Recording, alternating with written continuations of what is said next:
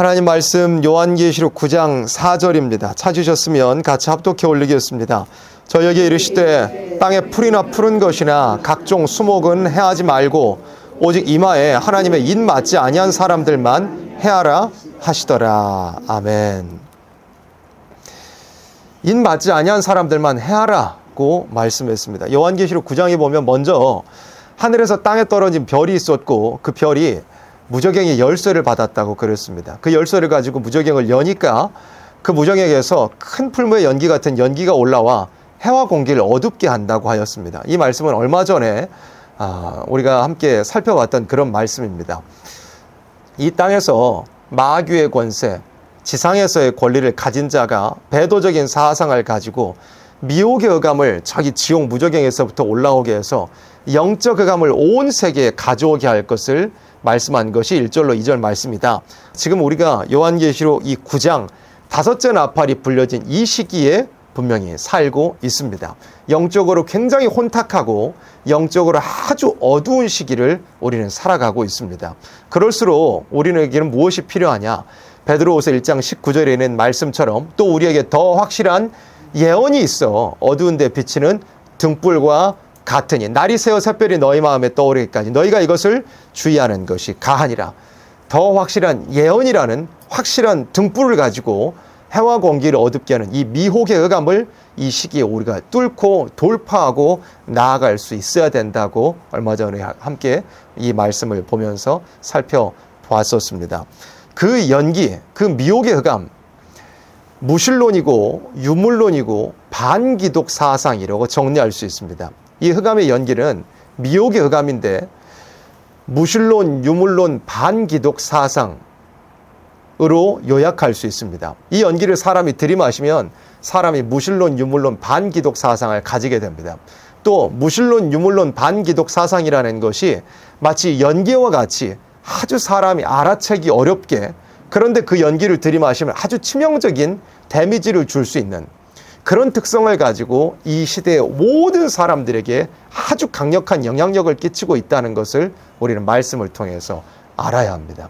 근데 그 연기 가운데서 누가 나오느냐? 황충이 나온다고 그랬습니다. 이 황충에 대해서도 설교를 통해서든 여술의 내검 짧은 영상을 통해서든 몇 차례 이미 최근에도 전한 바 있습니다. 이 시간에는 4절에 초점을 맞춰서 함께 보고자 하는데 황충이 그 연기 가운데서 나오게 됐습니다.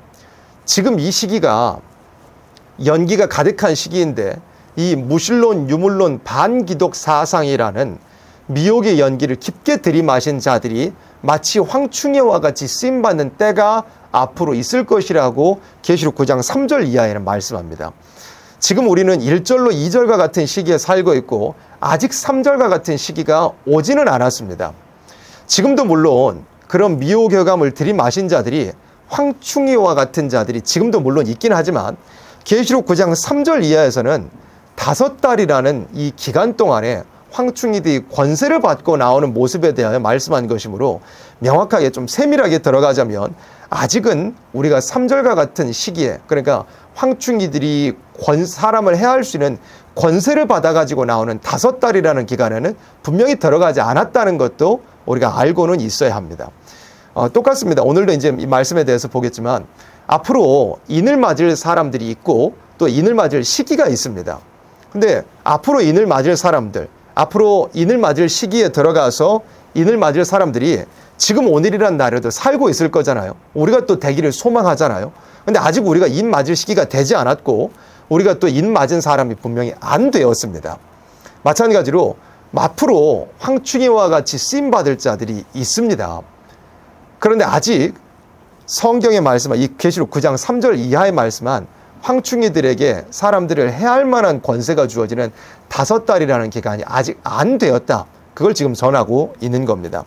4절에서 황충이들에 대해 등장하게 되는 때가 앞으로 있다는 건데 그 황충에게 이르시되 무엇은 해하지 말고 땅에 풀이나 푸른 것이나 각종 수목은 해하지 말고 오직 누구를 해하라.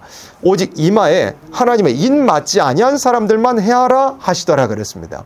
그러면 이 황충이가 마지막 때 사람들을 해하는 권세를 5달 동안이라는 그 기간 동안 받아가지고 나오는데 이 이후 구절에 보면 뭐 황충의 특성도 나오고 황충이들이 사람들을 얼마나 괴롭게 하는지도 나옵니다.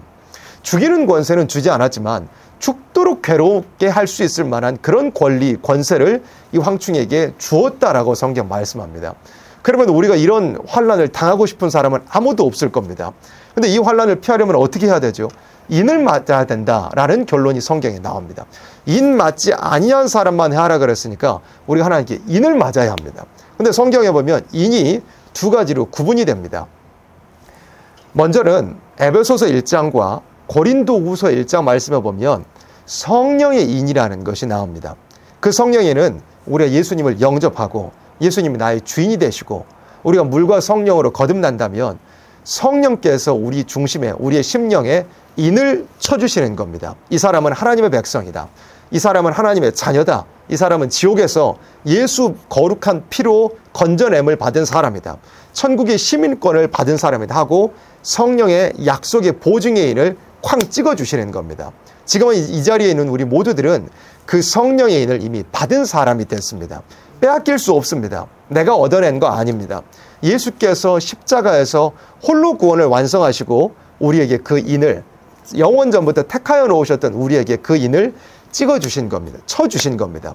우리는 그래서 성령의 인을 받은 사람, 천국의 시민권을 받은 사람, 영생이 확정된 사람이 되었습니다. 모든 것이 하나님의 은혜로 말미암아 나의 공로는 조금도 개입되지 않고 전적인 하나님의 은혜로 말미암아 성령의 인을 맞는 그런 참 복되고 귀한 일이 우리에게 이미 벌어진 일이 되었습니다.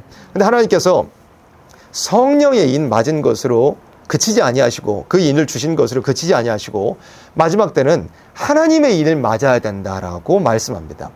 그러면 하나님의 인이 어디에 나오냐면 계시록 7장 말씀에 나옵니다. 계시록 7장에 말씀한 하나님의 인을 맞아야 마지막 때에 닥쳐오는 5달이라는 기간 동안에 황충이와 같은 무신론, 유물론, 반기독 사상을 깊게 들이마시고 사람들을 해치려 다니는 그 악의 권세를 받은 자들에게 피해를 당하지 않을 수 있는 사람이 된다는 것을 성경적으로 결론을 낼 수 있다 이겁니다. 그럼 우리가 인을 맞아야 되는데 언제가 하나님께서 인을 쳐주시는 시기인가 하는 것을 먼저 짚고 넘어가야 합니다. 첫 번째는 인을 치는 시기가 언제이냐, 하나님께서 인을 쳐주시는 시기가 언제이냐 하는 것을 알아야 합니다. 요한계시록 7장 말씀에 우리가 넘겨서 봐볼까요? 요한계시록 7장 말씀에 4절 말씀입니다. 요한계시록 7장 4절 내가 인 맞은 자의 수를 들으니 그랬어요. 하나님의 인을 치는 일이 있다고 그랬어요. 하나님의 인이요. 2절에 보세요. 또 보면 다른 천사가 무슨 인이에요? 살아계신 하나님의 인을 가지고, 그래 성령의 인, 하나님의 인 이렇게 구분이 성경에서는 되어 있습니다. 우리가 이 하나님의 인을 맞아야 성령의 인 맞는 것으로 되는 것이 아니고 성령의 인 맞은 사람으로서, 그러니까 예수님으로 말미암아 중생받고 거듭난 사람으로서 거기에 더하여 하나님의 인을 맞은 사람이 되어야 마지막 때에 황충의 피해를 당하지 않는 사람이 될 수 있다는 거예요. 그러나 하나님의 인을 맞은 사람의 수가 몇 명입니까? 이스라엘 자손의 각 지파 중에서 인 맞은 자들이 14만 4천이라고 이렇게 설명하고 있습니다. 근데 이 인이라는 것이 뭐냐면 인이 쳐지면 권세가 가는 거예요. 도장이 찍혀지면 효력이 발생하고 권리가 이제 위임이 되는 겁니다. 세상에서의 원리도 그렇잖아요. 어느 서류에 도장이 찍혀지면 효력이 즉시 발생하고 그다음 뭐 권리가 위임이 되고 그렇게 되잖아요. 성령의 인을 맞은 우리들은 무슨 권세를 받게 됐죠? 자녀 권세 받게 됐어요. 자녀의 권세는 하나님께 언제든지 나아갈 수 있어요. 담대히 하나님께 나아갈 수 있고 하나님께 구할 수 있고 또 구하는 대로 받을 수 있어요. 왜? 자녀니까. 그게 요한 1서에 자녀의 권세 3가지로 구분이 정리가 되어 있잖아요. 우리 하나님의 자녀로서 성령의 인을 받자 하나님의 자녀의 권세를 우리가 받게 됐어요. 그리고 여기서 하나님의 인이라 그랬는데 하나님의 인을 맞으면 사람에게 무슨 권세가 임하게 되느냐면 계시록 11장과 같은 두 증인에게 가는 권세가 임하게 됩니다. 인은 권세예요. 인이 찍혀지면, 도장이 찍혀지면 권세가 가는 거예요. 집중해서 잘 들으시기 바랍니다. 도장이 찍혀지면 권세가 가는 거예요. 그래서 도장을 맞은 사람의 수는 몇 명이에요? 14만 4천이라 그랬죠. 근데 계시록 11장에 권세를 받은 사람은 몇이라고 되어 있어요? 이제 대표적으로만 두 증인이라고만 표현되어 있어요. 그래서 14만 4천이나 두 증인이나 크게 볼 때는 같은 사람들을 지칭하는 거예요.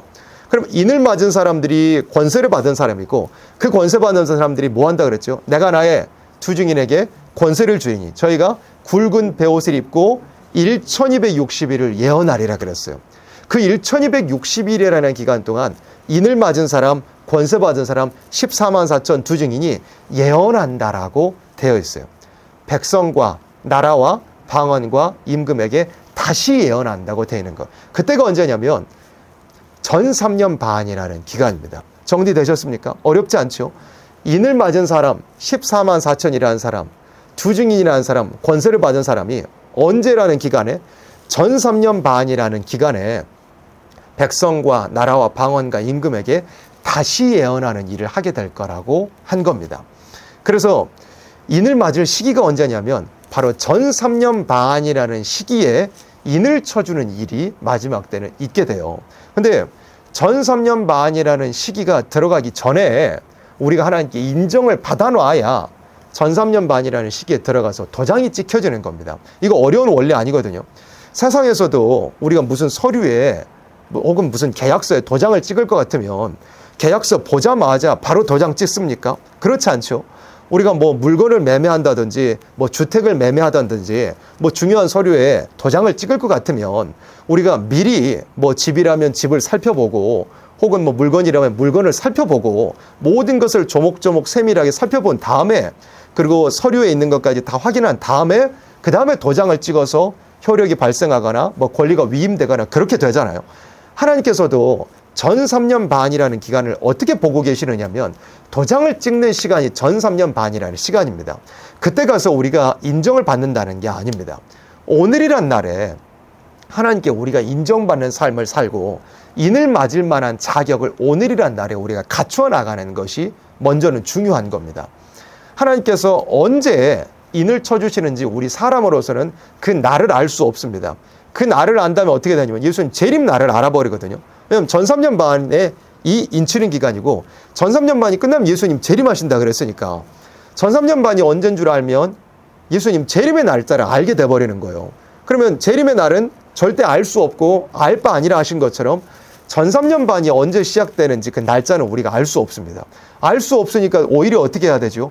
우리가 오늘이란 날에 이감을 뚫고 깨어있기 위해 애쓰고 예언의 말씀을 읽고 듣고 지키는 생활을 하고 우리가 이 시간에 모인 것처럼 예배의 생활을 하기 위해서 애쓰는 그런 생활들이 우리에게 있어야 한다 이겁니다. 언제인지 모르기 때문에 항상 깨어 있어야 합니다.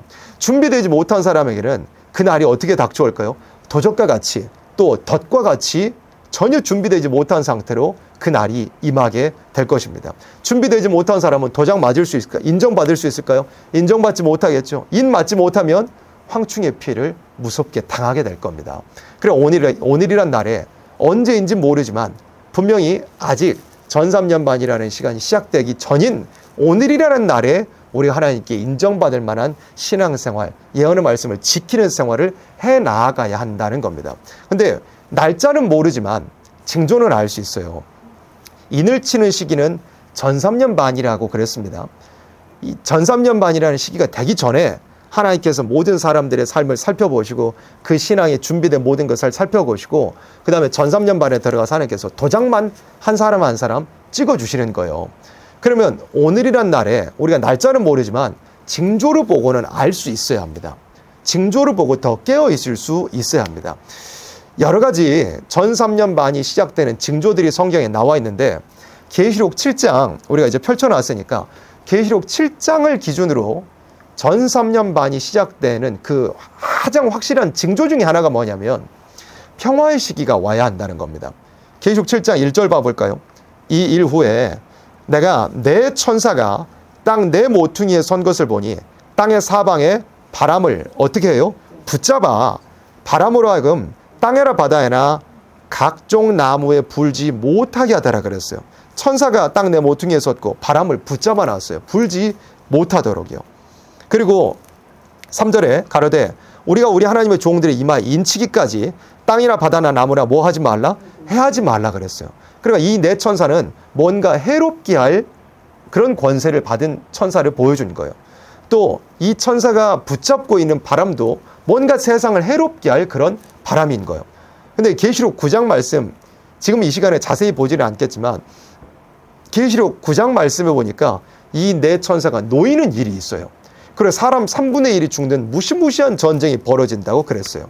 이 네 천사는 실제 사람 3분의 1을 죽일 만한 무력을 갖춘 세계 4대 강국을 보여준 것입니다. 미국, 영국, 프랑스, 옛 소련, 지금의 러시아를 보여준 것입니다. 근데 이 네 나라가 바람을 붙잡는, 그래, 전쟁의 바람, 사람들을 어마어마하게 죽일 만한 그 전쟁의 바람을 붙잡아 놓는 일이 있고, 그런 상태에서 하나님의 종들의 이마에 인치는 일이 있다라고 말씀하고 있습니다.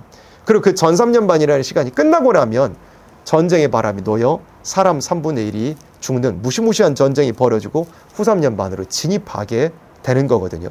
그래서 전 3년 반에 가장 확실한 징조 중에 하나가 뭐냐면 온 세계가 이 4대 강국을 중심으로 해가지고 거짓 평화, 괴귤 평화의 시기로 들어가는 것입니다.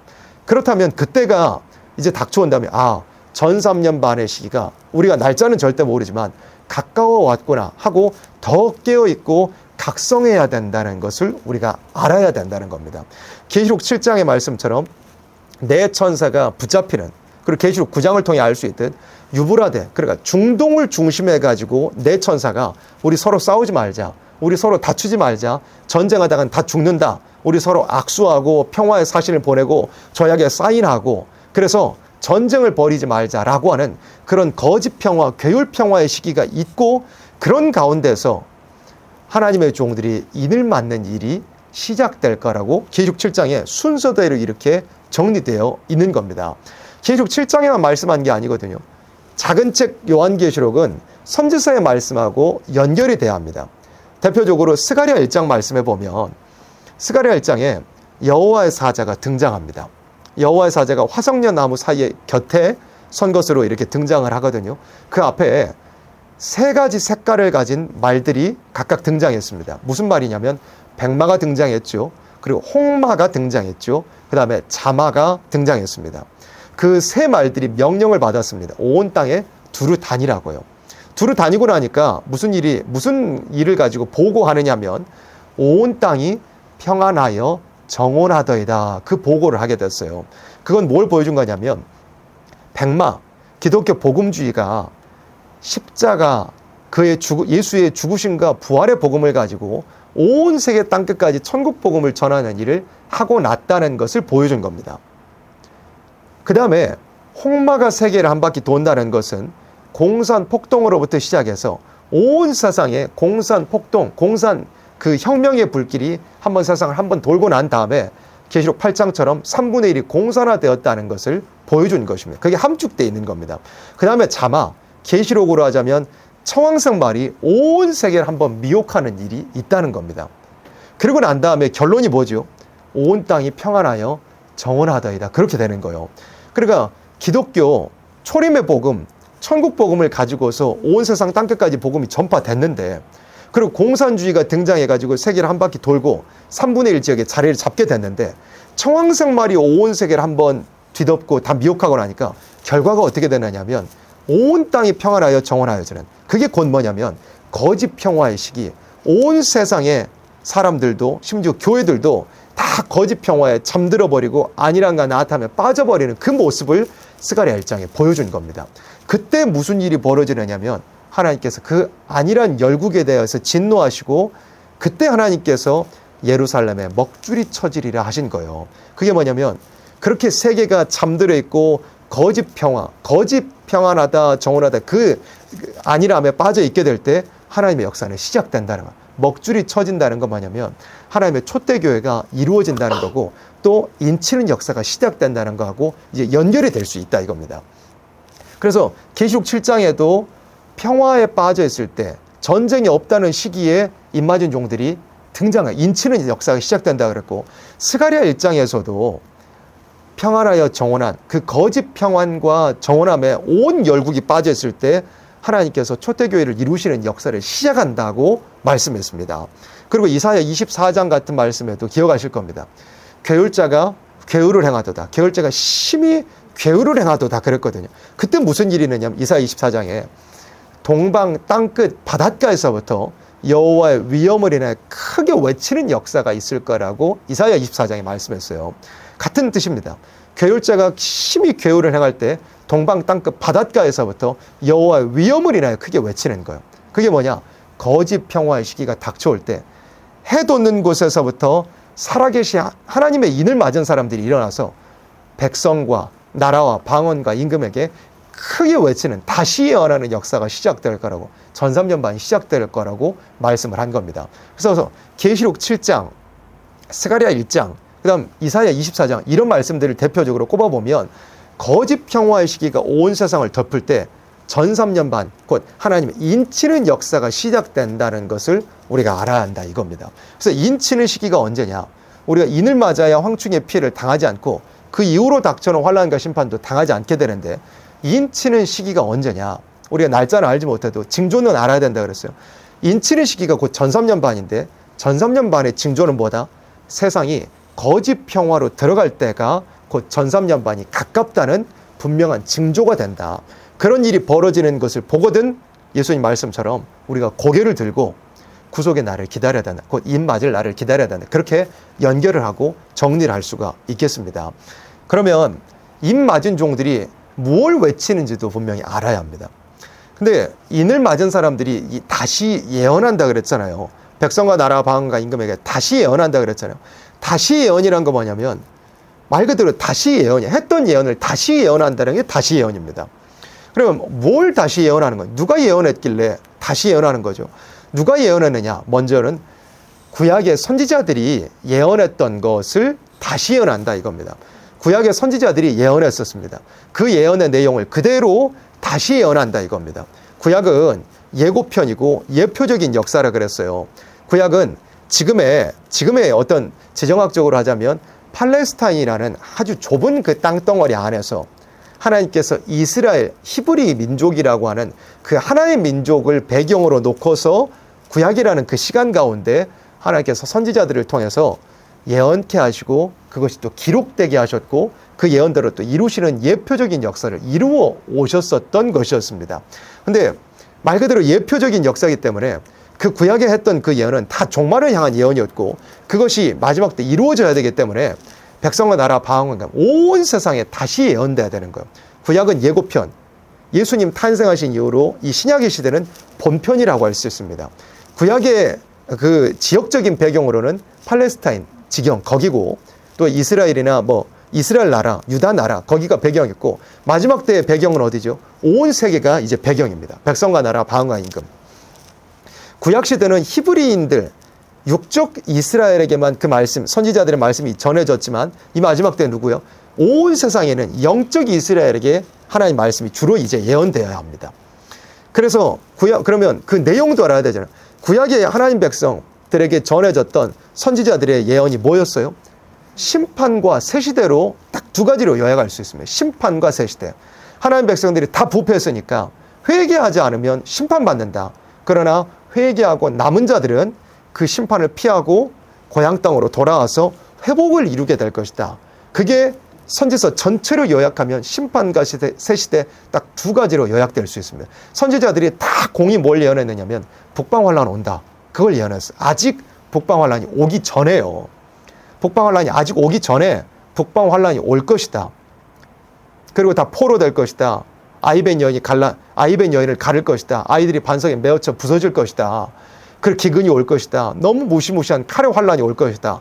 선지자들이 전부 공통적으로 아직 환란이 오기 전에, 또 더러는 뭐 예레미야 선지자나 뭐 에스겔 선지자, 다니엘 선지자 그런 선지자들은 진짜 환란이 닥쳐오는 그런 상황 가운데서 예언했었습니다. 북방 환란이 온다고요. 그럼 우리도 이 마지막 때 어떻게 예언해요? 마지막 때에 지금 그러니까 전삼년만의 시기를 놓고 볼 것 같으면 거짓 평화의 시기 가운데 모두가 잠들어 있는 가운데 이제 전쟁 없다. 환란 없고 뭐 공산주의 위협도 없나 보다. 그런 괴울 평화에 모든 사람들이 빠져들었을 때 인 맞은 종들, 깨어있던 종들이 하나님께 인을 맞고 이제 다시 예언하는 일을 시작하는 거. 뭐라고 외칠까요? 구약의 선지자들 했던 그 예언 그대로 북방 환란이 온다. 이 평화는 거짓 평화다. 거짓 선지자들에게 속지 말라. 교회들도 다 속았다. 앞으로 북방환란을 대비하기 위해서 초대교회로 들어올 준비를 해야 되고 예언의 말씀을 지켜야 된다. 그렇게 외치는 일이 이제 앞으로 있게 될 겁니다. 모든 사람들이 다 잠들어 있는 그런 가운데요. 그러고 나서 이 환란, 북방으로부터 닥쳐올 환란과 뒤어지는 심판과 그 뒤에는 뭐가 닥쳐온다? 소망의 말씀. 예수님이 이제 오셔가지고 아름다운 새 시대를 이 땅에 이루실 거예요. 새 시대에 대하여 전하는 거예요. 그래서 구약의 선지자들이 했던 그 예언의 내용 그대로 심판과 새 시대를 구체적으로는 앞으로 닥쳐올 북방 환란을 예언하고 그 뒤에 있게 될 예수님의 이루실 아름다운 새 시대를 마지막 때 1260일 전 3년 반이라는 기간 동안 다시 예언하게 된다 이것입니다. 그래서 인을 치는 시기가 언제이냐, 또 인 맞은 종들이 무엇을 외치게 되느냐에 대해서 이 시간 정리해 봤습니다. 또 더 나아가서 그러면 중요한 게 뭐냐면 우리가 오늘이란 날에, 그러니까 앞으로 될 일은 이제 짚어봤어요. 앞으로 거짓 평화가 올 것이다. 그리고 그런 가운데 깨어있는 종들이 인을 맞게 될 것이다. 그리고 인을 맞을 종들이 뭐라고 외치는지에 대해서도 우리 함께 살펴봤습니다. 그러면 제일 중요한 건 뭐냐면 신앙은 오늘이잖아요. 오늘이란 날에 우리가 어떻게 하나님의 인 맞을 종으로 준비될 것이냐 인 건데, 성경 사실 너무나 많은 말씀에 인 맞을 종의 자격이 무엇인가가 설명이 되어 있긴 합니다. 인 맞을 종의 자격이 무엇인가가 가장 먼저는 하나님께서 인정하실 만한 사람이 되어야 인을 도장을 받는 거예요. 아무에게나 하나님 도장 찍어 주실까요? 그럴 수 없죠. 어마어마한 권세와 또 너무나 귀한 그런 사명을 감당할 사람들인데 하나님께서 아무에게나 도장 찍어 주실까요? 그렇지 않을 겁니다.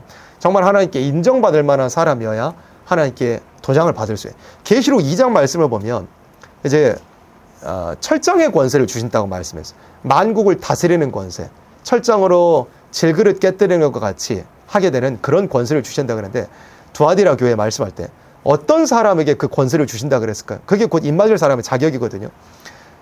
이기는 자와 끝까지 내 일을 지키는 그에게는 내가 만국을 다스리는 권세를 주겠다라고 예수님께서 말씀하죠. 그래서 우리는 끝까지 주님께서 내게 맡기신 그 일을 지켜나가는 사람이 되어야 마땅합니다. 끝까지 내 일을 지켜나가는 사람. 그리고 또 더 나아가자면 편지서에서도 그 자격이 있거든요. 마태복음 25장에 예수님께서 달란트 비유하시면서 뭐 5달란트 남긴 자에게 그러면 너가 그렇게 고생하고 남겨놓은 만큼 권세를 차지해라. 그렇게 말씀하셨는데 예수님께서 그 사람의 무엇을 칭찬하셨을까? 네가 무슨 일에 충성하였음에? 작은 일에 충성하였으니까 너는 상을 받아라 라고 말씀하셨어요.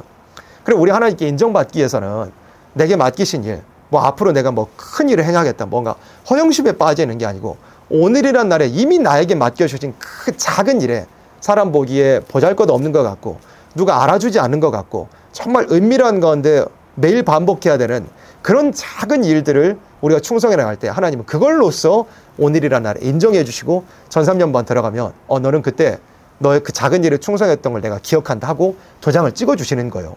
오늘이란 날에 정말 작은 일에 숨은 봉사와 숨은 눈물과 숨은 희생, 그런 걸 하나님께서 보시고 인정하신다는 것입니다. 작은 일에 충성하는, 끝까지 그 일을 지켜나가는 사람.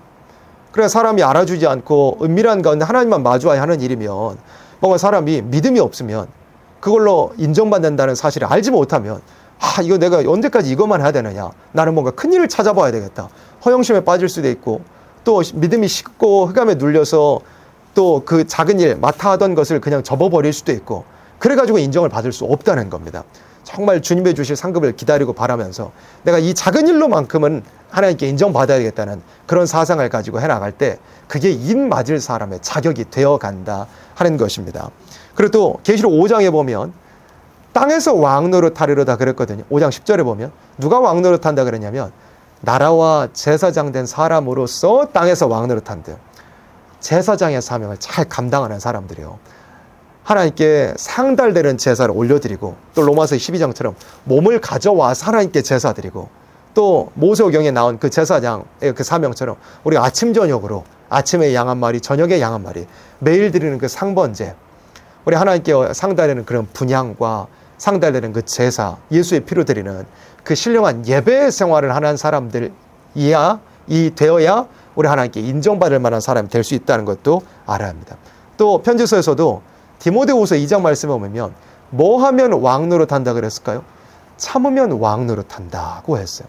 예수님께서 모든 일에 참으신 것처럼, 그리고 그 다음에 영광을 얻으신 것처럼 우리도 예수님과 함께 입 맞을 종들이 되고, 그리고 예수님과 함께 왕노릇할 사람 되기 위해서는 참아야 된다 그랬어요. 참으면 왕노릇하리로다. 참으면 입 맞을 사람, 하나님께 인정받을 사람이 비로소 될 수 있습니다. 또 예수님께서 마가복음 10장에도 그 요한과 야고보의 어머니가 예수님을 찾아와가지고 예수님께 여쭈었어요. 예수님 나라가 이루어질 때 예수님 좌우편에 우리 아들들 앉혀주시옵소서. 그렇게 하니까 예수님께서 뭐라고 하셨죠? 그게 곧 뭐냐면, 예수님 좌우편에 앉는다는 건 인정받아야 된다는 뜻이에요. 인 맞아야 된다는 의미예요. 쉽게 말하면. 그럼 어떤 사람이 그 자격을 얻을 수 있다고 예수님 말씀하셨을까요? 너희가 내가 마시는 잔을 마실 수 있느냐, 그렇게 했어요. 그러니까 그때 당시에 그 요한과 야고보는 무턱대고 아무것도 모르는 상태였지만 할 수 있나이다 그랬어요. 실제로 그 두 사도는 실제 그 잔을 마셨습니다.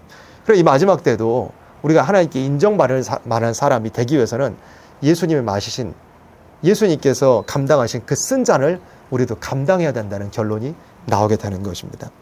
또 스가랴 6장 같은 말씀을 보면 하나님께 인정받을 만한 사람, 또 면류관을 받을 사람의 그 자격을 말씀할 때 합심이 되어야 된대요. 이 종말의 역사는 합심되어야 되고 단체적인 역사이기 때문에 혼자서 원맨쇼로 되는 게 절대 아닙니다.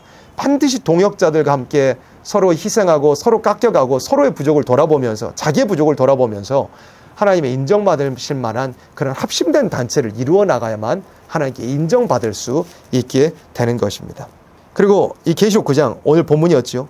요한계시록 9장 말씀에 보면, 다시 이제 처음에 봤던 말씀으로 돌아오면 인을 맞을 사람의 자격을 말씀할 때 어떤 것이냐, 땅의 풀이나, 계시록 9장 4절에 땅의 풀이나 푸른 것이나 각종 수목은 해하지 말라고 하셨어요. 그리고 하나님의 인 맞지 아니한 사람들만 해하라 하셨어요. 그러면 이건 무슨 뜻이냐면, 인을 맞은 사람들은 어떤 거예요? 풀이나 푸른 것으로 묘사가 된 거예요.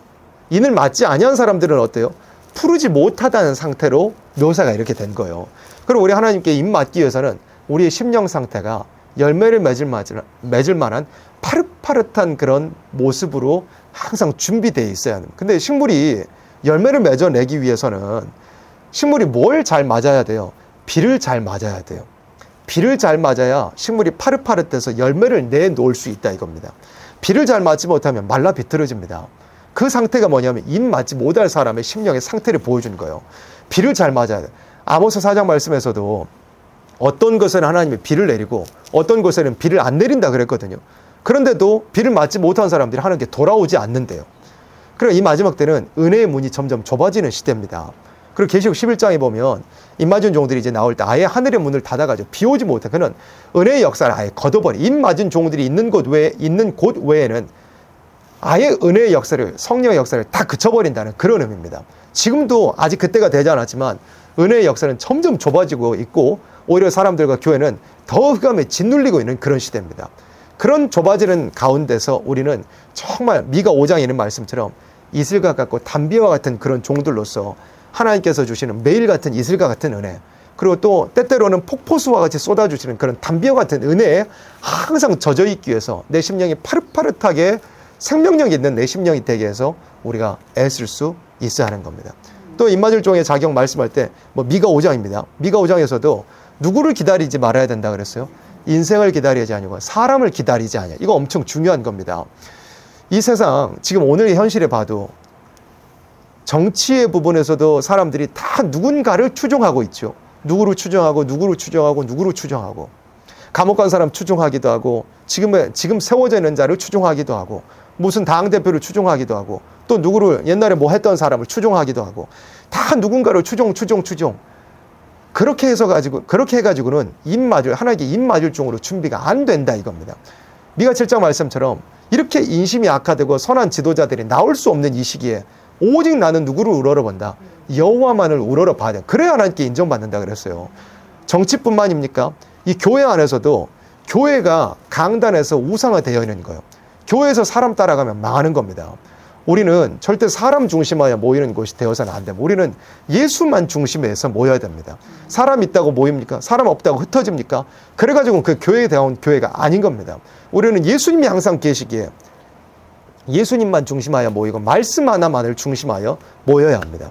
근데 특별히 이 종말론 얘기하고 뭐 예언의 말씀 들먹거리는 그런 집단들 안에서는 대부분의 벌어지는 아주 흔한 증상, 그게 뭐냐면, 흔한 현상이 뭐냐면 인물을 그렇게 추종하고 우상하에 따라간다는 겁니다.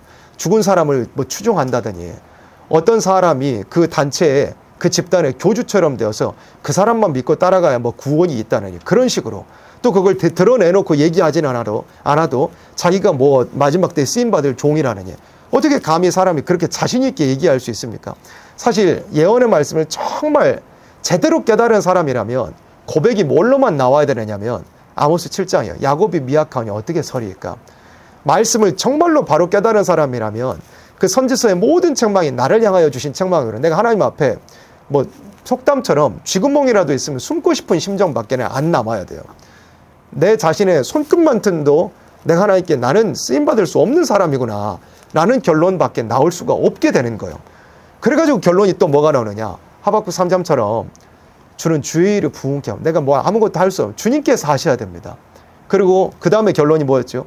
진노 중에라도 긍휼을 내게 필요한 건 내가 뭐 하나님 앞에 보면 대단한 종이고 내가 뭘 알고 있는 것도 아무 소용없고 다만 하나님 이제 진노를 내리실 때 그냥 긍휼밖에는 내게 필요한 것이 없구나. 그것뿐입니다. 뭐 내가 대단한 걸 뭐 해봤자 내가 사람이 뭘 얼마나 대단한 걸 해놓을 수 있겠습니까?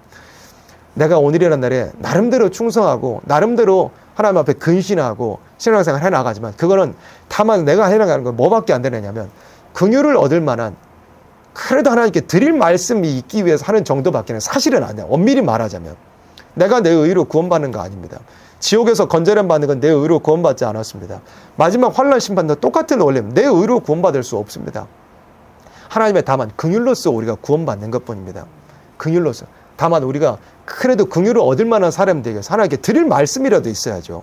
마치 히스기야도 죽기 전에 죽을 뻥에 걸렸다는 이미 선포가 하나님께서 주셨지만 예사전쟁을 통해 사망 선고가 내려졌지만 그래도 하나님 제가 정말 충성되게 했던 것을 추억하면서 드릴 말씀이라도 있었죠. 그러니까 하나님의 긍휼이 히스기야에게 있었잖아요. 그런 심정이 우리에게 있어야 합니다. 그래서 우리는 다시 돌아와서 인물 추종하는 사람이 되어서는 입맞을 사람이 될 수 없습니다. 사람은 하나님 앞에 수혜칠 가치도 없습니다. 그 호흡은 코에 나니 수혜칠 가치가 어디 있느냐.